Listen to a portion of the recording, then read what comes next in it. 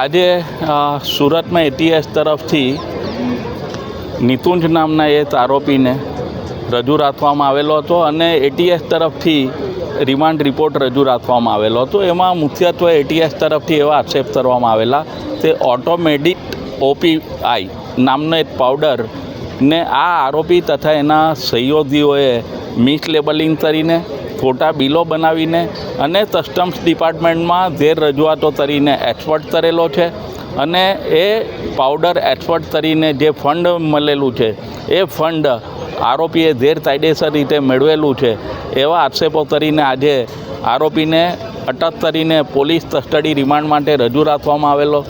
कुल 10 दिवसना एटीएस द्वारा रिमांड मांगवामां आवेला हता।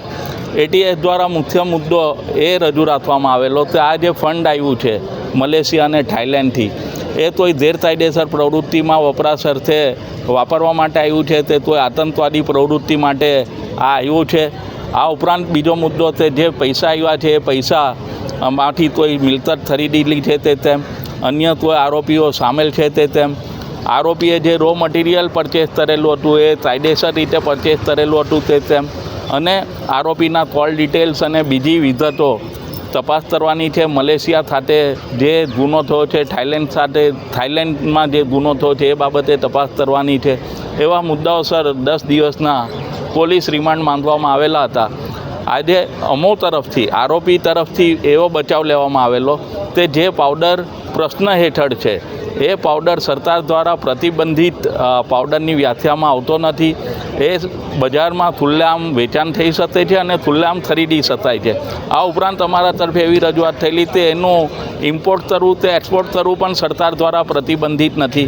तो जे अमारा द्वारा प्रक्रिया करवामां आवेली छे ए कोईपण रीते गुनाहित व्याख्यामां आवती नथी अने जे फंड आवेलुं छे फंड अमारा बैंक अकाउंटमां आवेलुं छे एना अमे पुरावा रजू कर्या छे। अमे एवी पण रजूआत करी छे अमे जे रॉ मटीरियल परचेस कर्युं छे ए रॉ मटीरियल पण अमे जीएसटी बिलथी परचेस करेलुं छे एना पण पुरावा अमे एटीएसने आप्या छे। तो नामदार कोर्ट द्वारा एटीएसनी अने बचाव पक्षे अमारी रजूआतो ध्याने लईने आरोपीना मंगलवार 11 वाग्या सुधीना रिमांड मंजूर करवानो हुकम करेल छे।